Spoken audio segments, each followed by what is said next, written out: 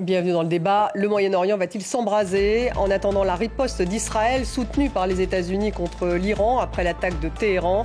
Les frappes de l'État hébreu contre le Hezbollah à Beyrouth et dans le sud du Liban se poursuivent. Le raid israélien a visé un centre de secours du Hezbollah au centre de la capitale libanaise.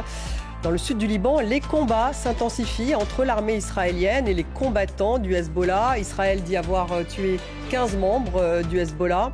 Ce matin, les rebelles Houthis du Yémen disent avoir mené une attaque de drone contre Israël. Et hier, le gendre du chef du Hezbollah, tué la semaine dernière dans une frappe dans le sud de Beyrouth, a été tué dans un raid israélien à Damas, en Syrie. Par ailleurs, Joe Biden affirme aujourd'hui être en discussion avec Israël sur d'éventuelles frappes contre les installations pétrolières iraniennes. Liban, Gaza, Cisjordanie, Yémen, Syrie, Irak et Iran maintenant. La guerre pour Israël se déroule-t-elle maintenant sur 7 fronts? On va faire un point sur la guerre entre Israël et le Hezbollah au Liban. Où en est-on? Et quels sont les risques d'un embrasement de la région? J'ai le plaisir de poser toutes ces questions et d'engager cette discussion avec mes invités. Renaud Girard est avec nous ce soir. Bonsoir. Bonsoir. Grand reporter, chroniqueur international au Figaro, et tous les mardis, la chronique internationale de Renaud Girard dans le Figaro. Bienvenue. En face de vous, Mariam Pirzadeh. Bonsoir Mariam, rédactrice en chef France 24, spécialiste de l'Iran, ancienne correspondante pour France 24 en Iran. Bienvenue Mariam. Guillaume Ancel est avec nous ce soir. Bonsoir. Vous êtes ancien officier et chroniqueur de guerre, auteur de Saint-Cyr à l'école de la Grande Muette, et ça c'est chez Flammarion, et également votre blog Ne pas subir. Bienvenue à vous. Nous avons en direct de Tel Aviv Raphaël Jérusalemi. Bonsoir, merci d'être là. Vous êtes ancien officier des renseignements militaires israéliens. Bienvenue à vous. Bonsoir. Et avant de démarrer cette discussion, on va d'abord aller directement à Beyrouth, retrouver Cyril Payen, notre envoyé spécial. Cyril, bonsoir. Alors, quel est l'état d'esprit d'abord à Beyrouth après cette nouvelle frappe au cœur de Beyrouth, justement, dont j'ai parlé, qui finalement s'est passée près du siège du gouvernement à l'entrée sud de la ville de Beyrouth.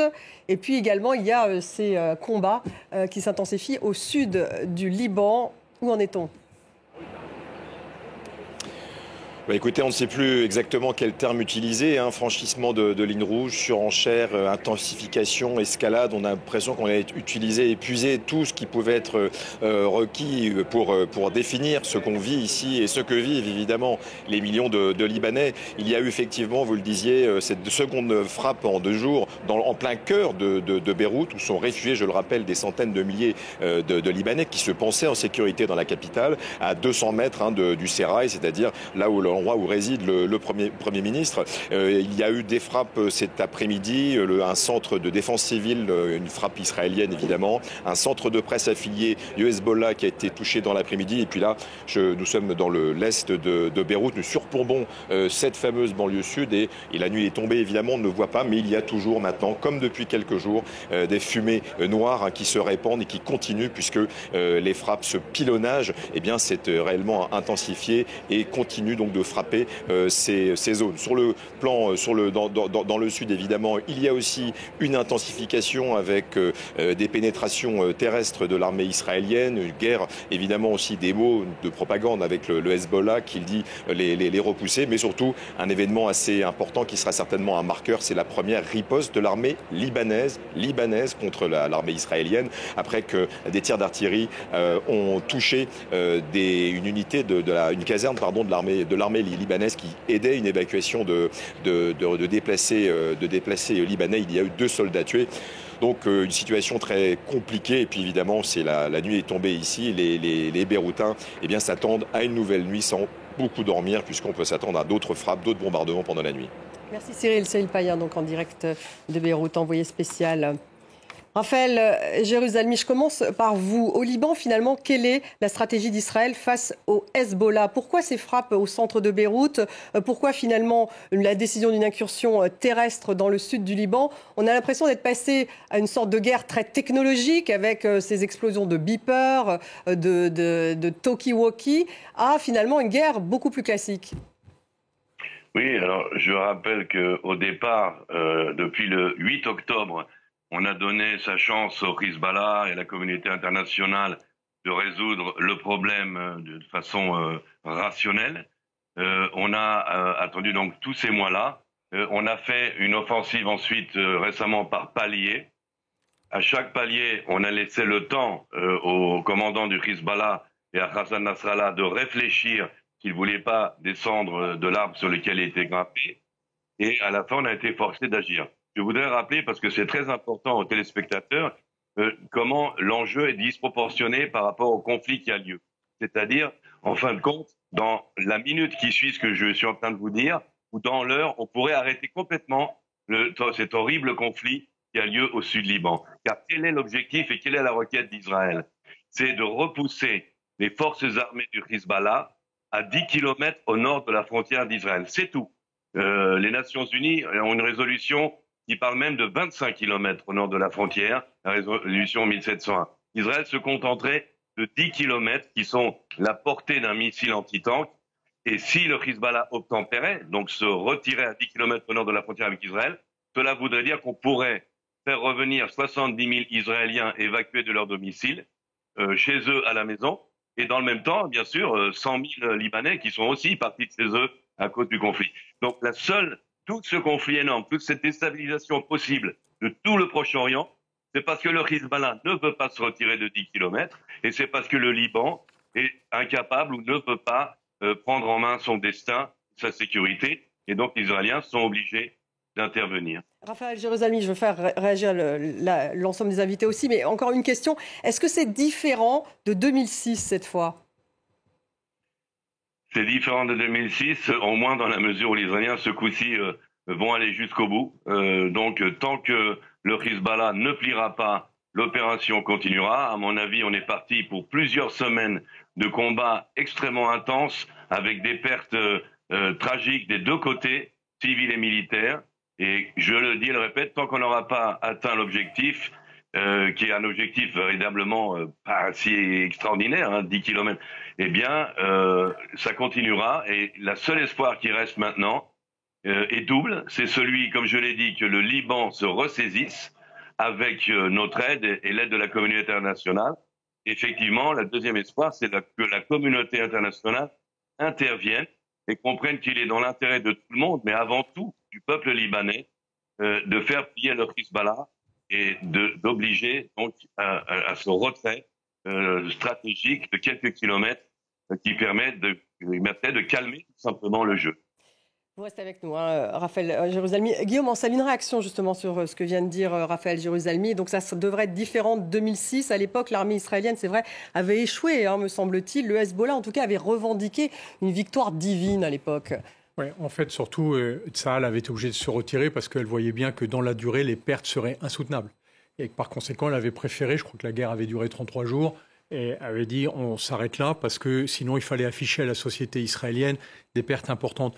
Je suis un peu étonné de la présentation de Raphaël qui est intéressante, mais si l'armée israélienne ne visait qu'un retrait de 10 kilomètres, à ce moment-là, il n'y a pas de raison de bombarder Beyrouth et la plaine de la Bekaa. Donc je suis désolé, mais ce n'est pas ça l'objectif. L'objectif affiché d'Israël aujourd'hui, c'est de détruire militairement le Hezbollah. Et on voit bien qu'on déroule un plan de Tsahal qui est ancien, qu'on connaît depuis des années, qui dans les faits, sera une guerre totale contre le Liban, surtout si on veut aller jusqu'au bout.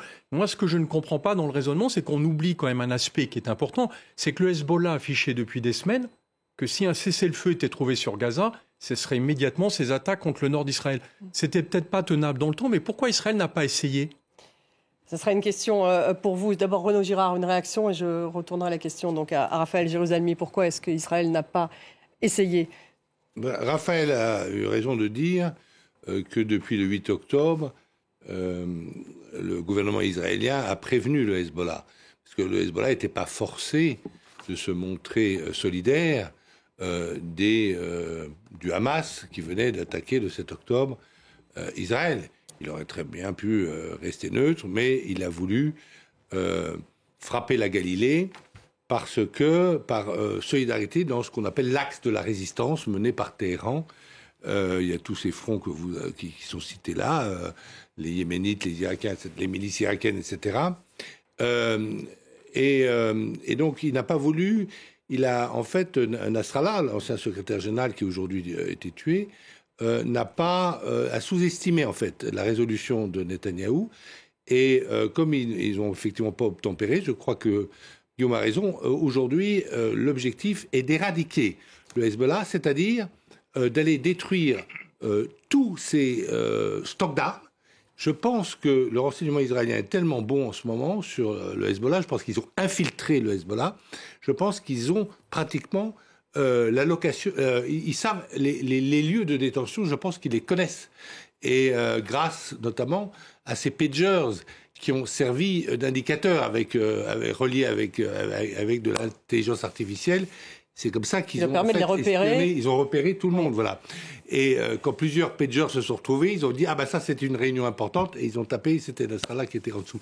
Et donc là, je pense aujourd'hui, là où on en est, puisque le Hezbollah n'a pas voulu, je crois que l'objectif est d'en finir avec le Hezbollah, comme l'objectif sur Gaza du gouvernement Netanyahou. C'était d'éradiquer le Hamas. C'est d'éradiquer le Hamas, mais il n'a pas abandonné cet objectif-là.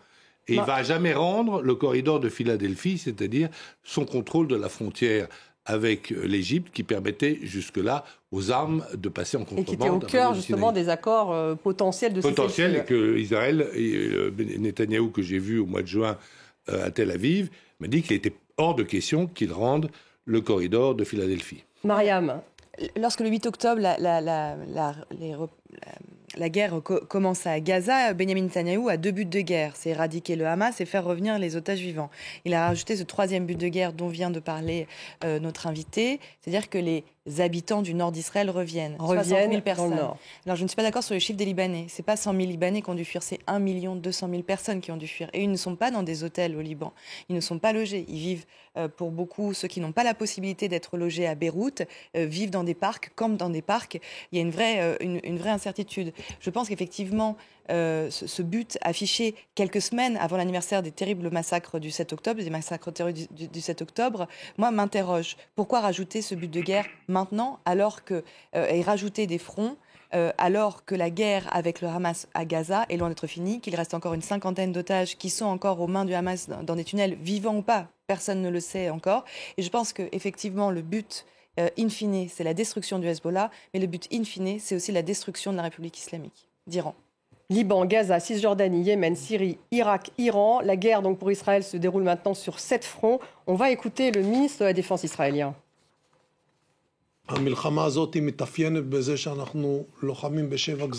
Cette guerre se caractérise par le fait que nous combattons sur 7 fronts différents, ce que nous n'avons jamais fait auparavant. De Gaza à la Cisjordanie, au Liban, à la Syrie, au Yémen, à l'Irak et à l'Iran. Dans tous ces endroits, l'armée israélienne, sous le commandement du chef d'état-major et d'autres responsables, a opéré et continue d'opérer avec un grand succès. Parfois sur 1, 2, voire 3 fronts simultanément. Je pense que cela mérite d'être salué et il n'y a personne qui ne le remarque pas. Raphaël Jérusalemi, est-ce que justement c'est juste pour décaler, faire obliger le Hezbollah de partir de quelques kilomètres, ou est-ce qu'effectivement dans quelque chose de beaucoup plus large, destruction du Hezbollah d'un côté, destruction du Hamas de l'autre, 7 fronts maintenant pour Israël? Ce retrait de 10 kilomètres, c'est l'objectif déclaré officiellement par l'État d'Israël. Alors, si on veut ne pas le croire, on est libre de ne pas les croire. Je suis assez flatté, je ne sais pas si je dois l'être d'ailleurs, qu'on puisse penser qu'Israël soit capable, un pays de 10 millions d'habitants, dont 3,5 millions sont des enfants, puisse éradiquer d'un coup le Hamas, le Hezbollah, le régime des ayatollahs et faire régner l'ordre sur tout le Proche-Orient.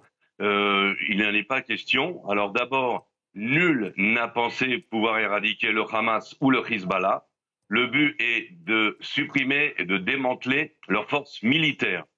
Il y a des terroristes armés et il y a des terroristes en col blanc.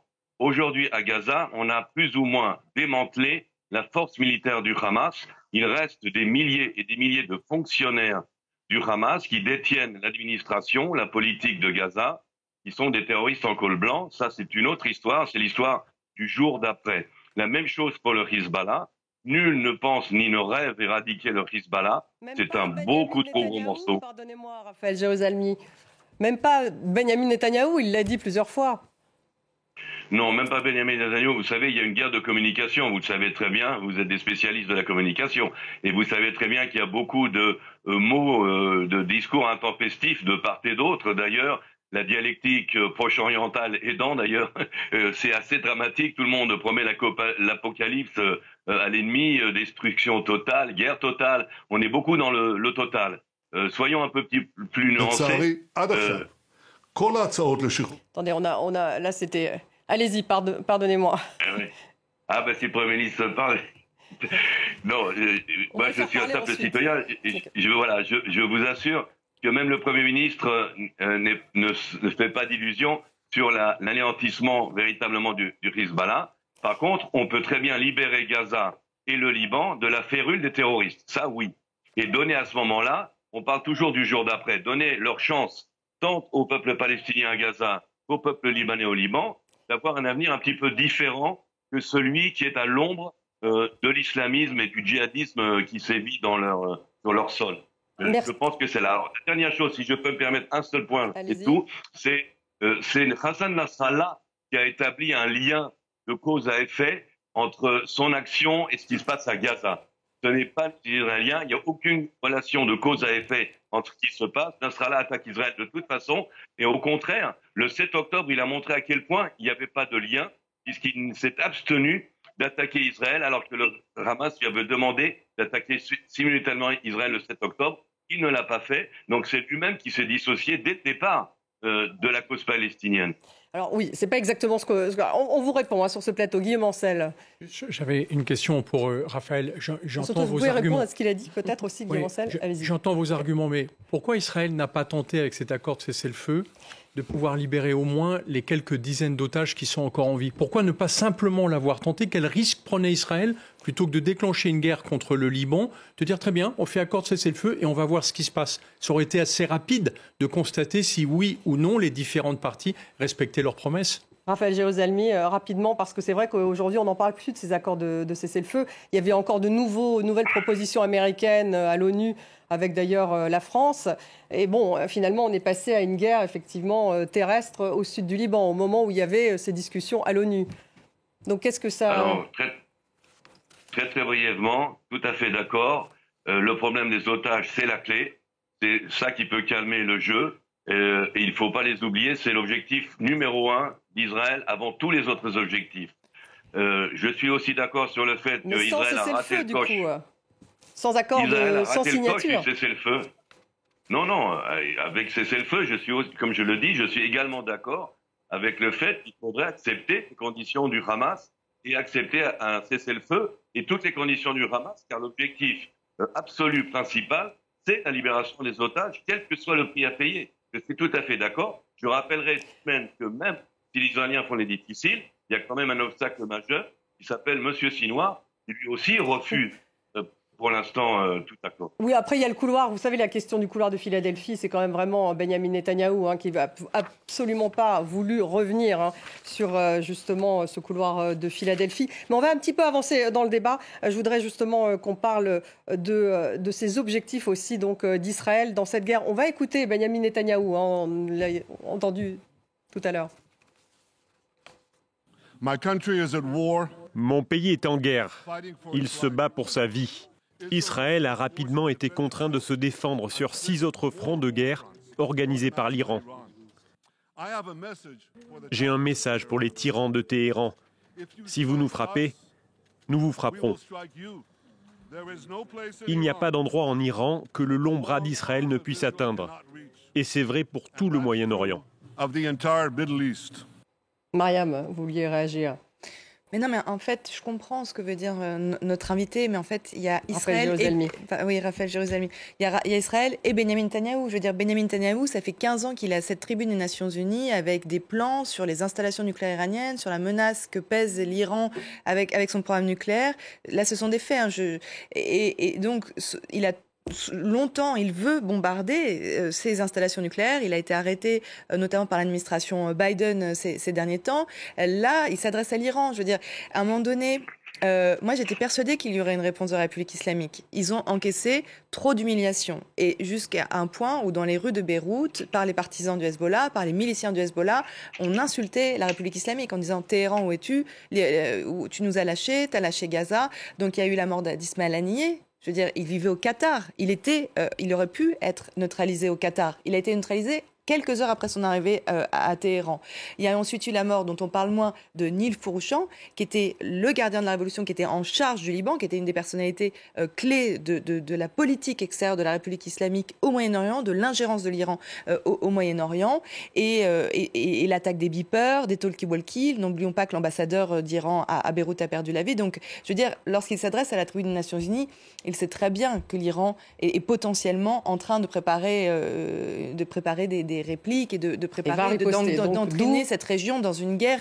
Et là, on arrive dans une période qui est quand même très incertaine, avec ces 7 fronts, et on est dans une autre dimension. Je pense qu'on a basculé dans quelque chose qui est inquiétant et qui nous échappe. René Girard. Oui, mais je voudrais nuancer ce que vous venez de dire, parce que je pense qu'il y a quand même la grande puissance qui est la plus influente aujourd'hui au Moyen-Orient, qui sont quand même les États-Unis. Je pense que les États-Unis ne veulent pas de cette guerre. Et je pense de la guerre contre l'Iran. Je pense qu'ils ne veulent pas d'une guerre contre l'Iran. Ils ne veulent pas d'un deuxième théâtre. Ils en ont suffisamment avec l'Ukraine et la Russie. Ils ne veulent pas d'un deuxième théâtre de guerre. Vous savez, ils ont des bases un peu partout au Moyen-Orient, les Américains. Ils ne veulent pas d'un deuxième théâtre de guerre au Moyen-Orient. Biden n'en veut pas, et d'ailleurs... Biden parle peut-être de tirs sur des installations pétrolières en Iran, sans doute, en soutien à Israël. Ça, c'est ce qu'on a appris aujourd'hui. Sans doute que les Israéliens lui ont demandé de frapper les sites nucléaires. Moi, je pense que les Américains n'ont pas donné cette autorisation. Et je parle d'une autorisation parce que les bombes, elles sont américaines.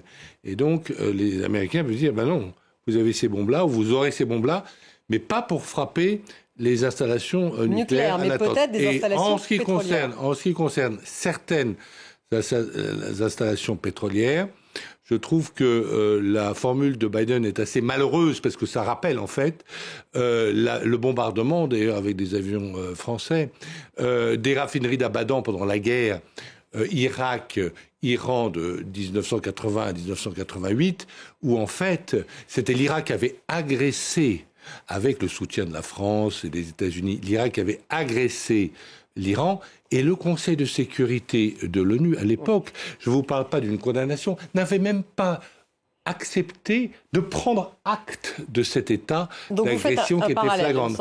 Ah oui, et donc je pense que c'est une formule assez malheureuse de Biden, mais grosso modo, c'est pour, en fait, diminuer le niveau de réponse israélien à l'attaque qui a eu lieu il y a 2 jours, où on a vu à peu près 200 missiles qui se sont dirigés d'Iran directement vers Israël, comme ça avait été le cas au mois d'avril. Guillaume Ancel, sur cette riposte qui est en train d'être discutée avec Israël par les Américains. Vous l'avez montré à l'instant, Benyamin Netanyahou déclare qu'aucun lieu n'est à l'abri d'Israël.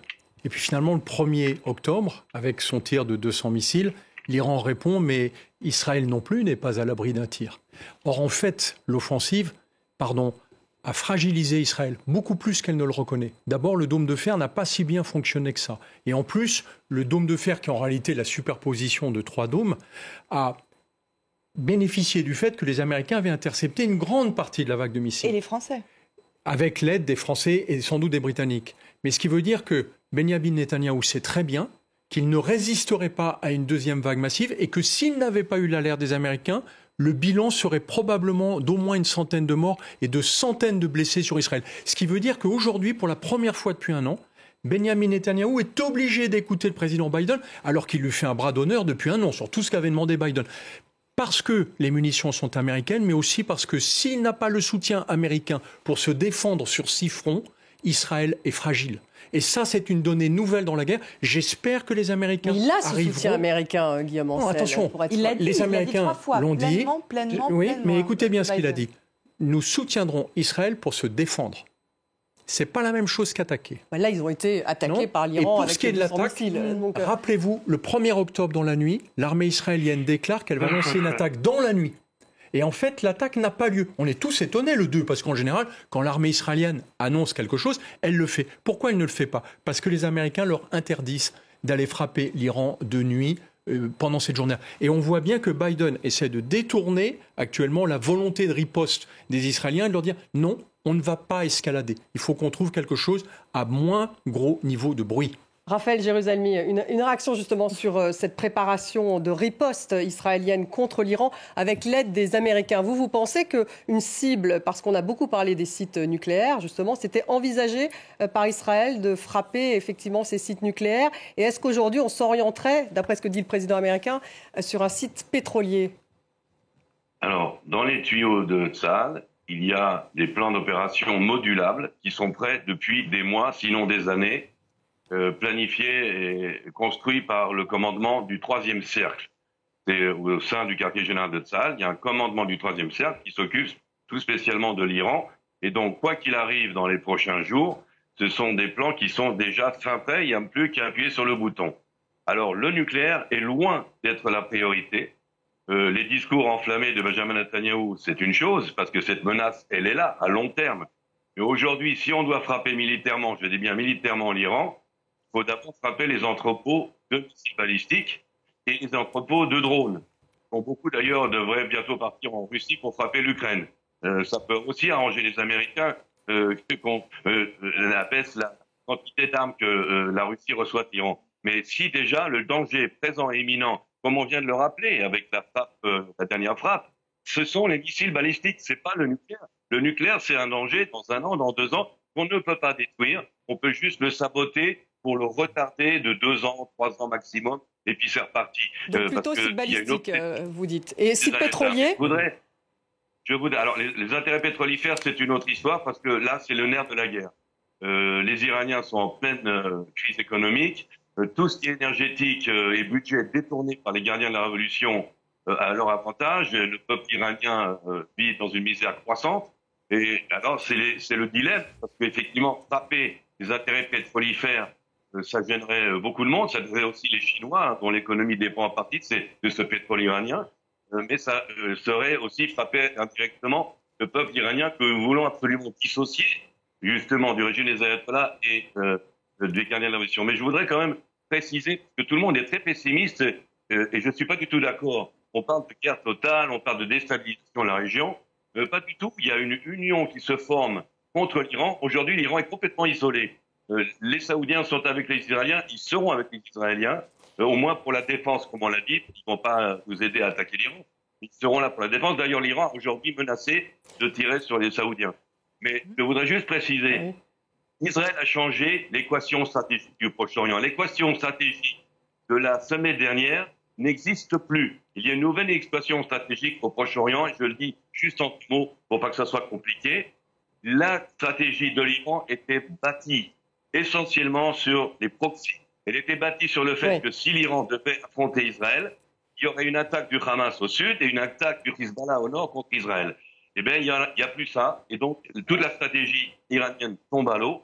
Et comme je l'ai dit, l'Iran aujourd'hui, si vous regardez bien, à part la Syrie, un peu l'Irak, il n'y a personne qui va venir à la rescousse. Oui, vous dites qu'il n'y a plus ça, Mariam, peut-être une réaction, parce que ils ont été très affaiblis, c'est ça, le Hezbollah. Enfin bon, en même temps, est-ce qu'il y a vraiment plus ça, Mariam Pirzadeh? Alors, cette guerre, à part les proxys iraniens. Le Hezbollah est affaibli, certes, mais moi, je nuancerais plutôt ces propos, parce qu'il y a encore une capacité de nuisance qui se trouve au Yémen avec les Houthis, qui sont quasiment un État dans l'État, et qui sont aujourd'hui la vraie capacité de nuisance sur Israël, avec des tirs de missiles vers le territoire hébreu, de blocage aussi de la mer Rouge, et les Houthis, à la différence des autres proxys, n'obéissent pas au doigt et à l'œil à Téhéran, puisqu'ils ont leur propre agenda. Donc est-ce qu'ils risqueraient, effectivement, est-ce qu'ils répondraient à un ordre de Téhéran pour défendre la République islamique? C'est pas si sûr que ça, mais ils pourraient agir de leur propre chef, comme ils l'ont déjà fait. Juste sur les répliques sur le pétrole, on parle quand même d'un taux de 1 million de barils par jour actuellement. Effectivement,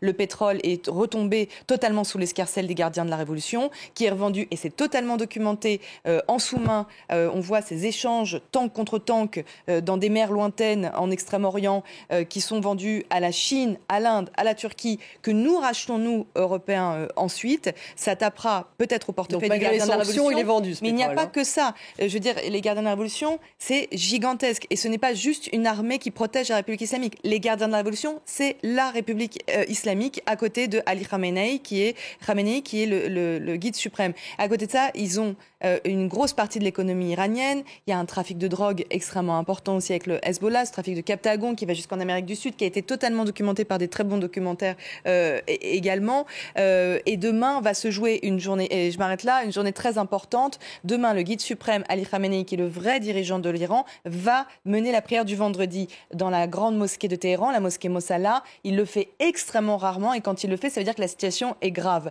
Donc il va falloir scruter ce discours demain parce qu'il va pouvoir annoncer des choses également. Un discours évidemment sous très haute sécurité. Vous pouvez réagir. Je vais faire court. Guillaume Ancel. On parle des 7 fronts et j'entends encore une fois les arguments de Raphaël qui me semblent très étayés. Pour moi, l'inquiétude pour Israël, c'est le 8e front. C'est celui du terrorisme. On a pratiquement passé sous silence l'attentat à Jaffa qui a fait 7 morts et dont on voit bien que revendiqué par le Hamas. La politique actuelle de Netanyahou va constituer des légions de terroristes qui vont ensanglanter Israël pendant des années. Moi, j'ai peur pour la sécurité d'Israël dans les années à venir, même s'il y a une victoire rapide sur le Hezbollah, ça risque vraiment de mettre en insécurité Israël pendant très longtemps. Et l'attaque d'Israël au Danemark aussi, qui n'a pas été revendiquée, qui pourrait être une hypothèse qui pourrait être liée aussi au conflit. Un mot. Oui, René Girard. non, mais c'est vrai, justement, cette capacité à déstabiliser ou pas l'ensemble de la région. Raphaël Jérusalemi qui, lui, se dit optimiste alors qu'on serait pessimiste. Problème qu'a Benjamin Netanyahou, c'est qu'il a des avancées tactiques indéniables. Le Hamas est pratiquement détruit. Il y a peut-être la plus brillante opération de renseignement depuis la Deuxième Guerre mondiale qui a été faite par le Mossad. Donc Israël a d'une certaine manière, a rétabli son pouvoir de dissuasion au Moyen-Orient, qui avait été très affaibli par le 7 octobre. Mais tout ça, ce sont des avancées tactiques. Il n'y a pas de projet stratégique parallèle. Et c'est-à-dire qu'on ne voit pas le simple problème d'Israël. Il faut le résumer très simplement. Israël, l'armée israélienne, contrôle la totalité de la Palestine mandataire, c'est-à-dire de la mer au fleuve. Et là, il y a 14 millions de personnes qui vivent là. 7 millions de juifs, 7 millions d'arabes. Et Netanyahou ne nous a pas expliqué comment ils allaient faire dans l'avenir, comment il allait organiser cette cohabitation dans les 10, 20, 30 prochaines années. Et ça manque, vous voyez. Quand le général de Gaulle, par exemple, a décolonisé l'Afrique et l'Algérie, etc., il a fait un discours, il a donné une vision de ce qui allait venir et pourquoi il le faisait, et c'était la coopération, etc.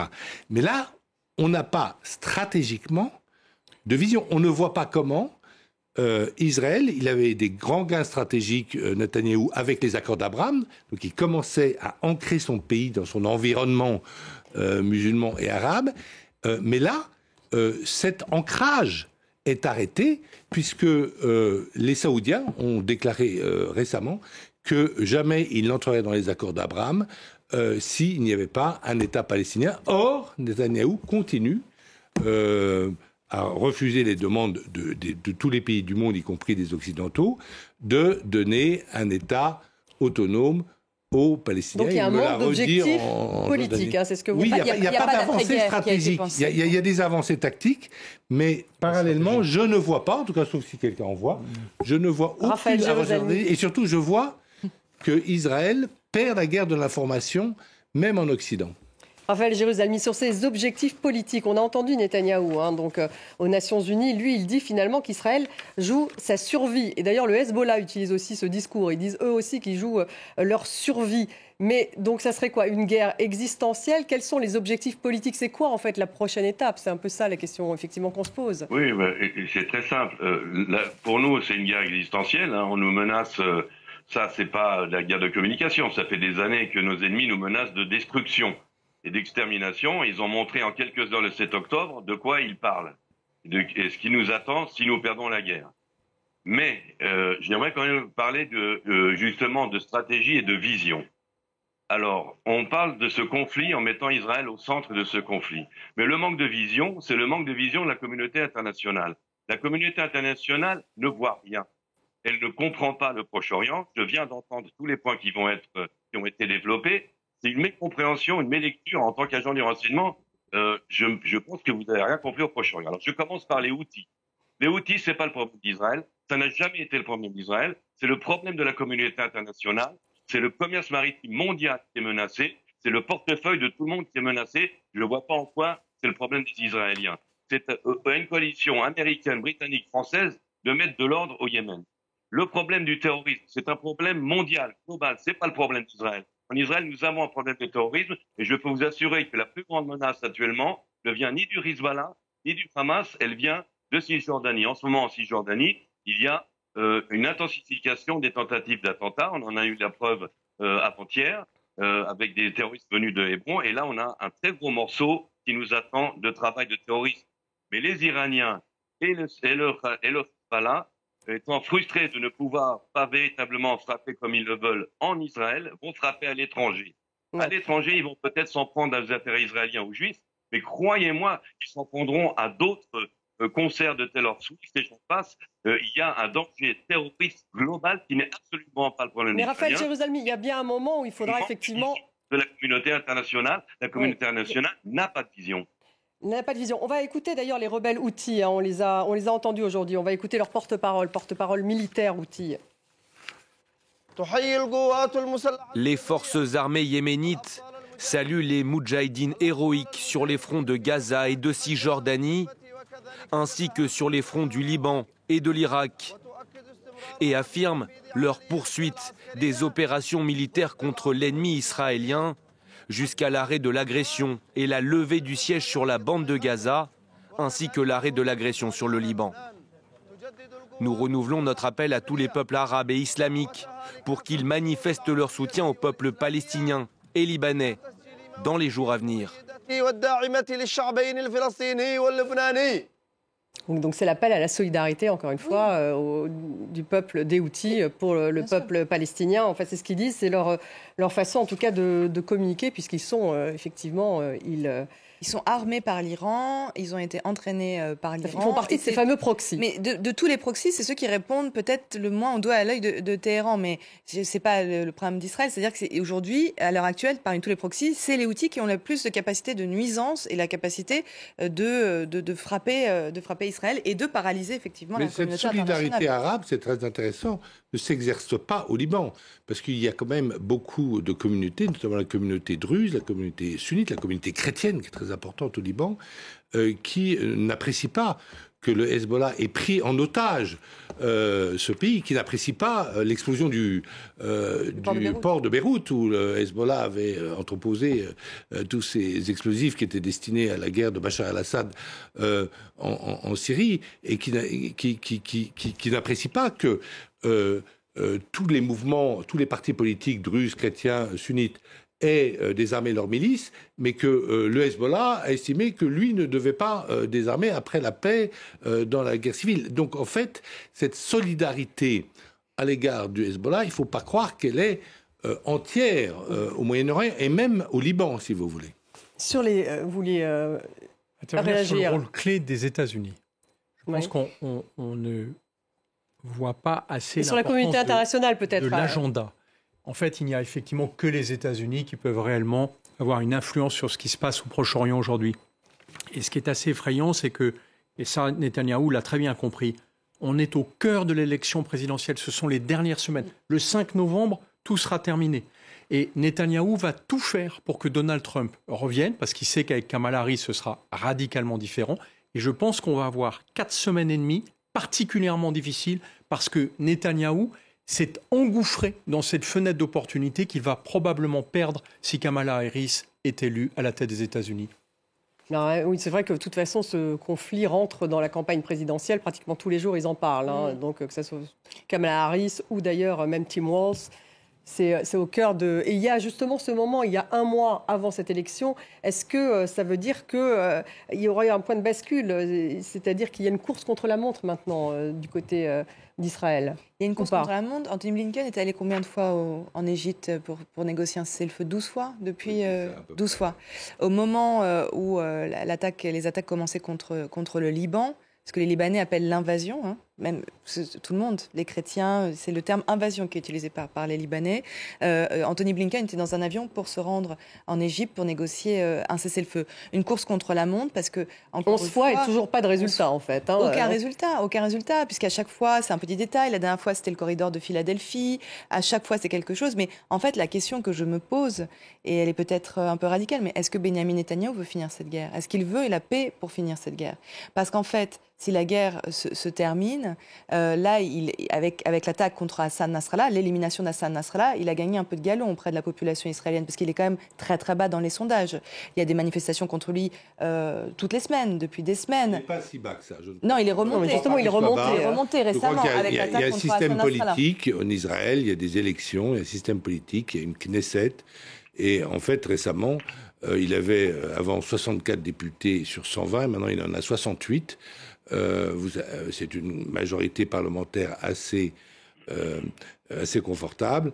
Alors certes, il y a des manifestations parce que Israël est une démocratie, mais la majorité, je pense que la majorité aujourd'hui de la société israélienne est derrière Netanyahou. Il ne faut pas se le cacher. Je pense que et par exemple, autrefois, si vous voulez, dans les années 90, nous avons tous connu ça.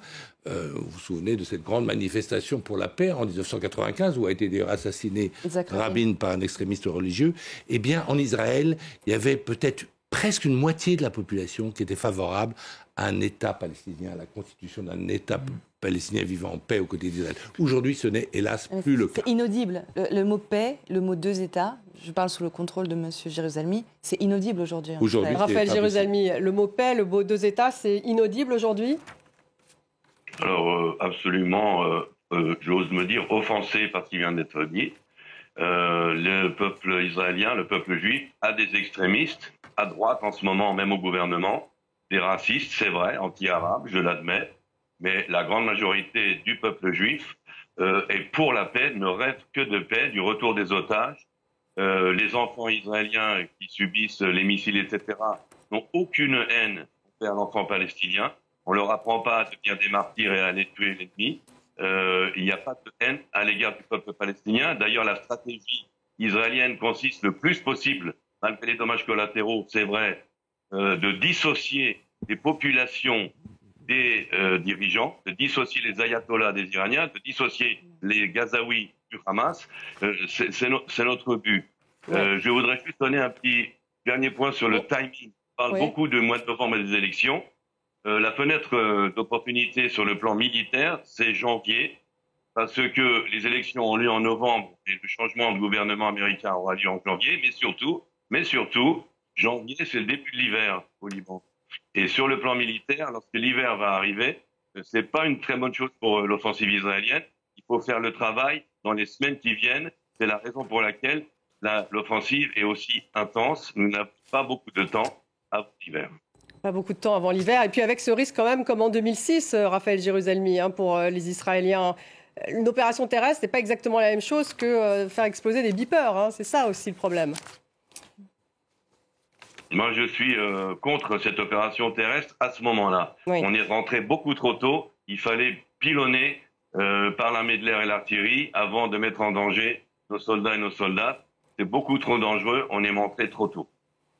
Allez-y, Guillaume Ancel. Pour moi, clairement, la meilleure riposte d'Israël dans cette situation aujourd'hui, ce serait un accord de cessez-le-feu sur Gaza, qui obligerait toutes les autres factions à réfléchir à la suite, justement, à c'est quoi l'avenir du sujet.